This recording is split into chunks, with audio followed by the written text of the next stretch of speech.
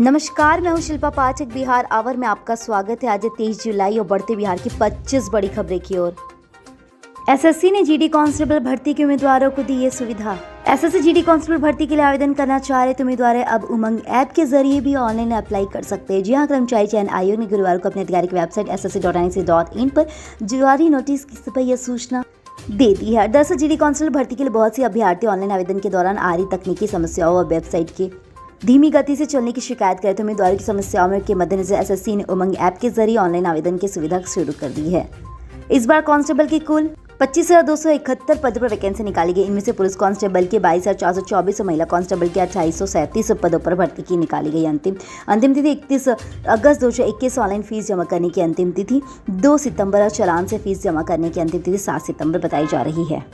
बढ़ी एनआरटीआई में UG PG दाखिले के लिए आवेदन की आखिरी तारीख।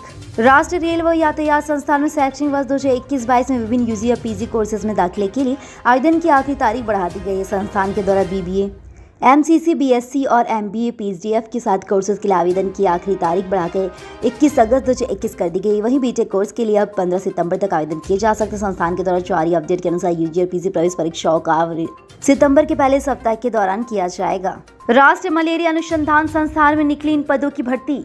भारतीय आयुर्विज्ञान अनुसंधान परिषद के राष्ट्रीय मलेरिया अनुसंधान संस्थान के मल्टीटास्किंग स्टाफ कीट संग्रह और अनुसंधान सहायक के पदों पर भर्ती के लिए विज्ञापन जारी किया गया। संस्थान के 19 जुलाई 2021 को जारी भर्ती विज्ञापन के अनुसार विज्ञापित पदों पर संविदा के आधार पर भर्ती की जाने आवेदन के इच्छुक उम्मीदवार NIMRR के द्वारा 5 अगस्त 2021 को आयोजित किए जाने वाले वॉक इन इंटरव्यू में सम्मिलित हो सकते उम्मीदवारों को ध्यान देना चाहिए कि इंटरव्यू के लिए उम्मीदवार की संख्या अधिक होने पर लिखित परीक्षा का भी आयोजन किया जा सकता है। उम्मीदवार ICMR NIMR की ऑफिशियल वेबसाइट main.icmr.nic.in पर उपलब्ध कराए गए लिंक के माध्यम से एप्लीकेशन फॉर्म डाउनलोड कर सकते हैं। इस एप्लीकेशन फॉर्म को पूरी तरह से भरकर और डॉक्यूमेंट्स की मूल प्रतियों के साथ ही प्रतिलिपियों के साथ इसे पते पर 5 अगस्त 2021 को पदों के अनुसार निर्धारित समय पर उपस्थित होना होगा।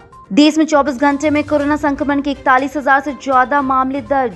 देश में कोरोना संक्रमण के दैनिक मामलों में लगातार उतार चढ़ाव देखा जा रहा है। जहां पिछले 2 दिनों में कोरोना संक्रमण के 40,000 ज्यादा दैनिक मामले दर्ज किए गए। हालांकि कल की तुलना में आज नए मामलों में मालूमी कमी पाई गई है। स्वास्थ्य मंत्रालय के मुताबिक बीते 24 घंटे में कोरोना संक्रमण के 41,001 से अधिक मामले सामने आए, जबकि इसे एक दिन में 42,000 से ज्यादा केस दर्ज किए गए थे। स्वास्थ्य मंत्रालय के मुताबिक देश में 24 घंटे के दौरान बीते संक्रमण के 41,373 के द्वारा मामले दर्ज किए गए। इसमें से 507 लोगों की मौत हो गई। 24 घंटे में 38,652 मरीज ठीक हुए हैं।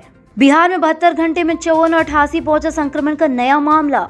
कोरोना का खतरा कम नहीं हुआ। आंकड़ों के हर 2-4 दिन पर उतार चढ़ाव देखने को मिला। 72 घंटे में संक्रमण के नए मामले बढ़कर 54 से 88 पहुंच गए। इस दौरान 6 संक्रमितों की जान गई। संक्रमण के बढ़ते मामलों को लेकर सरकार ने टेस्टिंग भी बढ़ा दी। 72 घंटे के दौरान लगभग 30,000 टेस्टिंग बढ़ाई गई, इससे संक्रमण समय से डिटेक्ट हो जाए।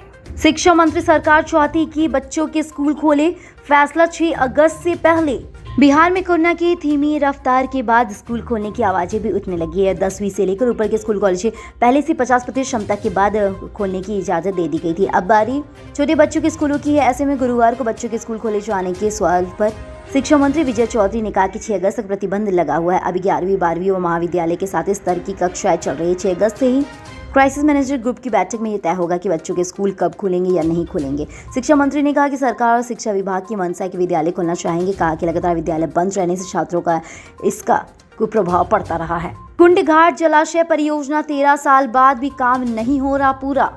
कुंड घाट जलाशय की साथी परियोजना से किसानों की आज ये खरीफ सीजन भी पूरी नहीं हुई है। सीहा जहाँ जिलासन लिहाजा तकरीबन 5,000 एकड़ में एक बार फिर से भगवान भरोसे धान की खेती की जाए। 24 सितंबर 2008 को मुख्यमंत्री नीतीश कुमार ने सिकंदरा के दक्षिण पश्चिम इलाके के लिए हर परिचित मांग कुंड घाट जलाशय परियोजना का शिलान्यास किया था। बड़ी बात यह है कि योजना के क्रियान्वयन के बाद भी अब तक 2 एजेंसी बदली जा चुकी। कहा जाता है कि चाहते के ठेकेदार विवाद में मामला उलझा रहे हैं, लिहाजा 2020 के लॉकडाउन से कार्य ठप पड़ा है। इसी बीच 46 करोड़ की परियोजना 210 करोड़ के आंकड़े में छू गई है। हालांकि प्रशासन से 185 करोड़ की मिली है। फिलहाल मामला पटना हाईकोर्ट पर सुनवाई होने की पूरी बाद भी आगे की मंजिल तय हो पाएगी। इधर एजेंसी ने कहा कि बगैर किसी उचित कारण के साथ ही 4 करोड़ की राशि का भुगतान लंबित रखने व कार्य मुक्त करने की कोशिश के खिलाफ इन्होंने न्यायालय का दरवाजा खटखटाया है। विपक्षी विधायकों की पिटाई करने वाले 2 पुलिसकर्मी निलंबित। विधानसभा का मानसून सत्र शुरू होने से पहले अध्यक्ष विजय सिन्हा ने बड़ी कार्रवाई की। विपक्षी विधायकों की पिटाई करने वाले 2 पुलिसकर्मी को निलंबित कर दिया। जहां बताया जा रहा है कि जिन पुलिसकर्मी के द्वारा विधायकों की पिटाई करते हुए वीडियो सामने आया तो उन पर कड़ी कार्रवाई की जाए। स्पीकर विजय कुमार सिन्हा ने बताया कि वीडियो फुटेज के आधार पर दोनों को चिन्हित किया गया, फिर दोनों को तत्काल प्रभाव में सस्पेंड कर दिया है। स्पीकर ने प्रेस कॉन्फ्रेंस पर बताया कि वीडियो फुटेज के आधार पर यह कार्रवाई की गई है, जो 2 लोगों को चिन्हित किया गया है और दोनों पुलिसकर्मी पर कार्रवाई की गई। एक सिपाही संख्या 4756 शेषनाथ प्रसाद और दूसरा 5204 रंजीत कुमार के रूप में पहचान की गई है।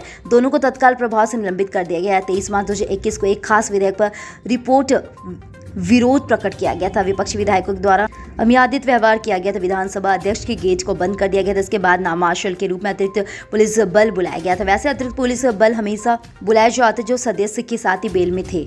हमने उन्हें सम्मान बाहर करने का आदेश दे दिया है। गया वाराणसी राजगीर बुद्ध पूर्णिमा एक्सप्रेस का परिचालन शुरू। कोरोना वायरस संक्रमण को लेकर बंद रहे वाराणसी राजगीर बुद्ध पूर्णिमा एक्सप्रेस का परिचालन दोबारा से शुरू हो गया। जी हां, 22 जुलाई से यह ट्रेन अपने पूर्ण निर्धारित रूटों पर दौड़ेगी। पिछले साल के मार्च माह से यह ट्रेन बंद थी। करीब 15 महीने बाद गुरुवार को परिचालन शुरू किया जा रहा है। रेल यात्रियों की सुविधाओं को देखते हुए गया होकर गुजरने वाली वाराणसी राजगीर बुद्ध पूर्णिमा एक्सप्रेस ट्रेन को चलाने का निर्णय लिया गया है। अब ये रेल यात्रियों को गया जंक्शन से सीधे राजगीर जाना एक्सप्रेस ट्रेन से आसान हो जाएगा। इस स्पेशल ट्रेन का परिचालन अगली सूचना तक जारी रहेगा। रेल यात्रियों को यात्रा के लिए कोविड प्रोटोकॉल का पालन अनिवार्य रूप से करना होगा। बिहार में अब प्रमुख योजनाओं का आउटकम ऑडिट भी करेगा एजी।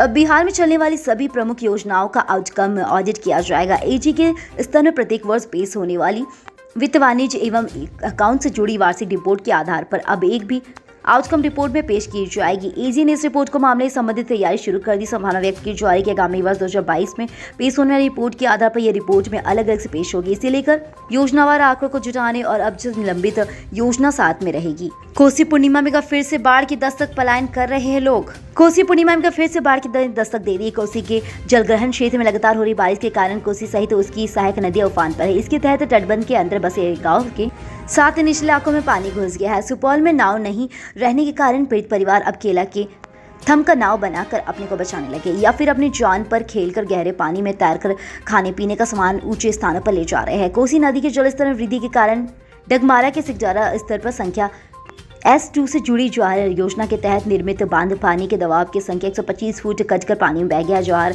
योजना बंद के कटर भाग में लिवेज प्रोडक्शन राघोपुर के अविलंब कार्य करने का निर्देश दे दिया गया है। उम्र कैद की सजा काट रहे 38 कैदी किए गए रिहा। राज्य सरकार ने विभिन्न जेलों में उम्र कैद की सजा काट रहे वैसे 38 कैदी को रिहा कर दिया, जिनका आचरण सजा के दौरान अच्छा पाया गया। इसमें अधिकतर कैदी की सजा 12 वर्ष और इससे ज्यादा पूरी हो चुकी है। सबसे ज्यादा कैदी बक्सर और कैमूर जिलों में रिहा किए गए हैं। रिहा किए गए कैदियों को फिर से सम्मानित जिंदगी जीने के साथ ही लौटने के लिए राज्य सरकार ने यह पहल की। अच्छा उच्चारण के साथ ही कई कैदियों को रिहा करने के लिए बंदी परिवार समिति बनाई गई थी, जहां उम्र कैद की सजा काट रहे कैदी के उच्चारण के साथ ही समेत अन्य सभी बातों की समीक्षा करने के बाद उन्हें रिहा करने को लेकर अंतिम निर्णय लिया गया है। जेल आईजी मिथिलेश मिश्र ने इसकी पुष्टि करते हुए कहा कि सजा के दौरान अच्छा आचरण करने के कारण राज्य सरकार ने इन्हें रिहा करने का निर्णय ले लिया। इधर बेऊर जेल से भी 8 कैदी रिहा किए गए। चंपारण के अहुना मटन को मिलेगी राष्ट्रीय पहचान। चंपारण मटन को भोजन के रूप में अहुना, हांडी व बतलोही मीट भी कहा जाता है। इस डिश की पूरी चंपारण से लेकर सटे नेपाल से भी जुटता है। हांडी मटन नेपाल सीमावर्ती पूर्वी चंपारण के घोड़ासैन से शुरू होकर मोतिहारी में व्यापक रूप से पकड़ा गया, जहां बिहारी ही नहीं दूसरे प्रदेश के लोग भी जाकर मटन का स्वाद लेते हैं। नेपाल में यह मीट खुले बर्तन में बनता, जबकि चंपारण में से मिट्टी के ढक्कन से ढककर आटा से सिलकर बनाया जाता है। जीआई टैग के माध्यम से डीएम शीर्षित कपिल अशोक ने 19 जुलाई को 11 सदस्यीय कमेटी का गठन किया। इसके साथ ही प्रस्ताव प्रशासन के माध्यम से सरकार तक पहुंचाई जाएगी। मुजफ्फरपुर सड़क पुल पर नहीं हुआ मरम्मत, जनता का हल्ला बोल। मुजफ्फरपुर जिले के गया घाट प्रखंड के पूर्वी क्षेत्र में बागमती नदी के पानी में हुई अवधि के साथ ही वृद्धि में बाढ़ का मंजिल उत्पन्न हो गया है। कई जगह सड़कें और पुलिया क्षतिग्रस्त हो गई है। कई इलाकों में पानी का दबाव कम होने के कारण क्षतिग्रस्त सड़कों और पुल की मरम्मत नहीं हुई है। बरुआरी शिवदाहा मुख्य सड़क पर कई गांव को जोड़ती, जहां पुल और सड़क को लेकर लोगों ने प्रदर्शन किया। सरकार के खिलाफ नारेबाजी की। प्रखंड क्षेत्र के बरुआरी शिवदारा प्रखंड की मुख्य सड़क है जो कई गांव को जोड़ती, लेकिन पानी के दबाव के कारण जिला मुख्यालय और प्रखंड मुख्यालय तक जाने के लिए सड़क टूट चुकी, जिससे लोगों की परेशानी बढ़ गई है। साथ ही लगभग आधा दर्जन से भी अधिक गांवों का प्रखंड मुख्यालय से संपर्क भंग हो गया है। खास महल की जमीन का गलत इस्तेमाल, कार्यवाही के लिए तैयार है भूमि सुधार विभाग। खास महल की जमीन से जुड़ा विवाद अक्सर सामने आता ही रहा, जहां निपटाने के प्रयास में भूमि सुधार विभाग लगा। विभाग के मंत्री रामसूरत राय ने भी कहा कि पूरे बिहार में 12 जिलों में खास महल की जमीन सरकार ने लीज पर इस जमीन दे दी थी। जिन लोगों की लीज पर जमीन दे दी गई है उन्हें वंशज आज जमीन पर रह रहे, उन जमीन की जांच कर फिर से रिन्यूअल किया जाएगा, उनको कोई दिक्कत नहीं आएगी। जिससे लोगों ने खास महल की जमीन को दूसरे को ट्रांसफर कर दिया है, कुछ ने अपने तरीके से किराए पर लगा दिया, साथ ही नेचर की चेंज कर दिया गया है। जानकारी के साथ ही कई जगहों को लोगों ने खास महल की जमीन को लीज शर्त का उल्लंघन कर बेच दी है। पश्चिम चंपारण में जहरीली शराब कांड के मुख्य आरोपितों ने उगले राज। प्रखंड के देवरा क्षेत्र के देवरा गांव से जहरीली शराब के कांड के मुख्य आरोपितों ने पुलिस के समक्ष कई राज उगले हैं। जी हां, राज के साथ ही खराब के इस शराब के धंधे को बेखौफ संचालित करने में कई लोगों का संरक्षण था। पुलिसिया पूछताछ के दौरान उन संरक्षणदाताओं का नाम भी सामने आया, जिसका सत्यापन पुलिस ने करी संभावना व्यक्त की जा रही है कि इसमें कुछ एक सफेद पोस्ट भी है। वैसे इस मामले में अब तक लोहरिया थाने में 7 प्राथमिकी दर्ज है, कुछ प्राथमिकी के साथ ही रामनगर थाना में भी दर्ज की गई है। सीवान कोविड टीकाकरण के प्रति जन समुदाय को जागरूक करेंगे एनसीसी कैंडिडेट। सरकार एक ओर जहां कोरोना टीकाकरण की रफ्तार बढ़ाने की कोशिश करे, तो वहीं दूसरी तरफ ग्रामीण इलाकों में टीके को लेकर अभी भी कई तरह के शंकाएं सामने आ रही है। इसके बावजूद जिला प्रशासन और स्वास्थ्य विभाग के द्वारा जिले में कोविड टीकाकरण के प्रति जागरूकता फैलाने को लेकर हर संभव प्रयास किया जा रहा है। कोविड-19 टीकाकरण के प्रति गाँव और सुदूर ग्रामीण इलाकों में जागरूकता की कमी को मिल रही है।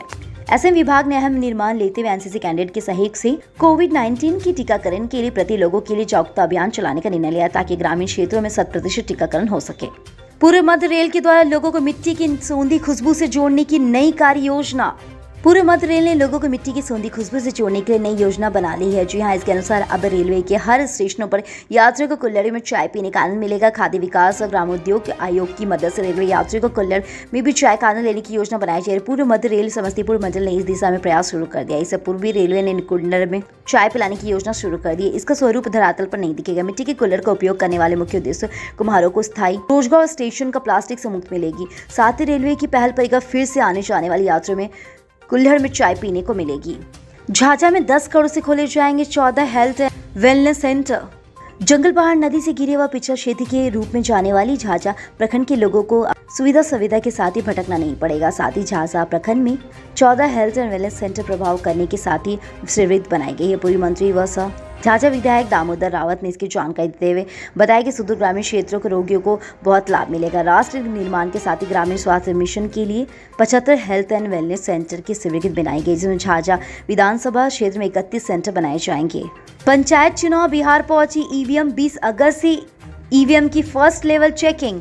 कभी ईवीएम विवाद तो कभी कोरोना के असर से लगातार अगले टहलते बिहार पंचायत चुनाव को लेकर राहत भरी खबर है। जी हां, राज्य निर्वाचन आयोग के मुताबिक पंचायत चुनाव के लिए करीब 1.5 लाख ईवीएम बिहार पहुंच चुकी है। निर्वाचन आयोग ने चुनाव को लेकर जो तैयारी की, उनमें से 10 फेज में राज्य में लगातार चुनाव कराए जा रहे हैं। हर फेज में प्रत्येक जिले में 2 प्रखंड चुनाव है, जिसमें आंकलन के मुताबिक हर फेज में लगभग 15,000 बूथ होंगे। हर बूथ में पंचायती राज व्यवस्था के 4 पदों के लिए ईवीएम रखे जाएंगे। इस तरह से हर फेज में करीब 8,000 ईवीएम की जरूरत होगी। आयोग की प्लानिंग के मुताबिक पहले फेज के ईवीएम का इस्तेमाल तीसरे फेज में किया जाएगा। साथ ही दूसरे चरण के ईवीएम पर चौथे चरण में किया जाएगा। इस तरह 1,20,000 ईवीएम को राज्य निर्वाचन आयोग 10 चरणों के चुनाव में चरणवार तरीके से इस्तेमाल करेगा।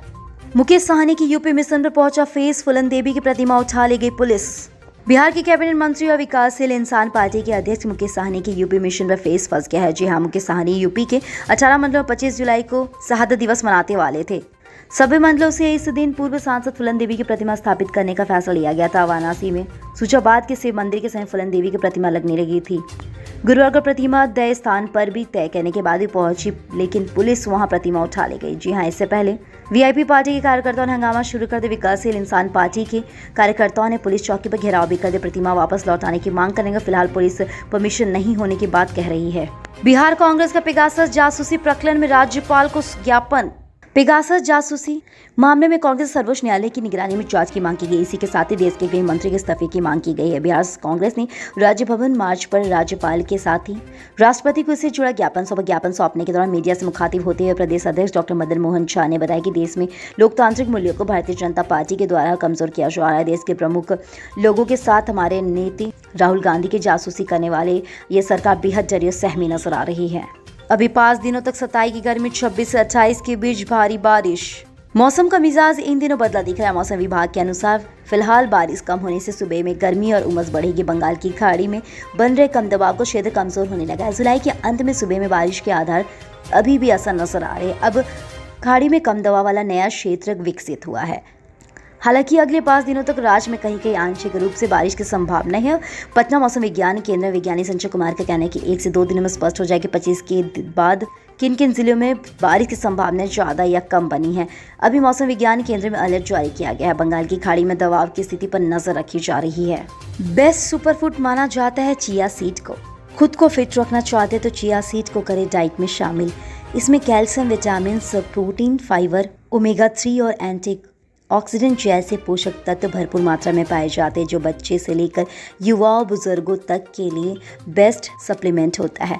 फिट रहने का बेस्ट फंडा है चिया सीड। इस फूड्स में जितने पोषक तत्व होते उतने किसी फूड में मौजूद नहीं होते, इसलिए इसे सुपर फूड के नाम से माना जाता है। इस फूड में स्वास्थ्य लाभों की बात करें तो यह वजन घटाने से लेकर याददाश्त बढ़ाने में भी मददगार साबित होता है। यह फूड एनीमिया की बीमारी से निजात दिलाता है, साथ ही हड्डियों को मजबूत भी बनाता है, पाचन तंत्र को ठीक रखता है, बॉडी में फुर्ती भी लाता है। आइए जानते हैं इसे खाने से कौन कौन से स्वास्थ्य लाभ हो सकते हैं। इसमें फाइबर भरपूर पाया जाता है, जो पाचन तंत्र को दुरुस्त रखता है।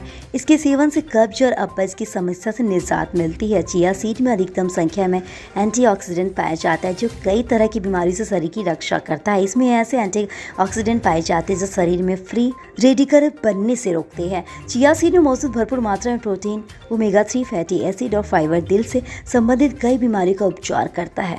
कल हमारे द्वारा पूछे गए सवाल के जवाब आप में से बहुत से जिसने हमें कमेंट करके दिया, उसके लिए आपका बहुत बहुत धन्यवाद। आप में से जिन यूजर्स के जवाब अच्छे लगे उनके नाम हैं रोशनी, रश्मि और संदीप। आप हमारे सवाल के जवाब देते रहे, हम कल आपका नाम लेने की पूरी कोशिश करेंगे। तो चलिए बढ़ते आज के सवाल की। और आज का सवाल कुछ इस प्रकार है। क्या भवन निर्माण विभाग के मेगा प्रोजेक्ट पर अब उड़न दस्ते की निगरानी से कार्य की गुणवत्ता और गति मिलेगी?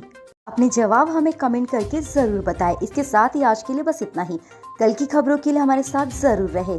अगर ये वीडियो आप हमारे YouTube पर देख रहे हैं तो चैनल को सब्सक्राइब करें और बेल आइकन दबाना ना भूलें। और अगर आप ये वीडियो हमारे Facebook पर देख रहे हैं तो पेज को लाइक करें और ज़्यादा से ज़्यादा शेयर करें।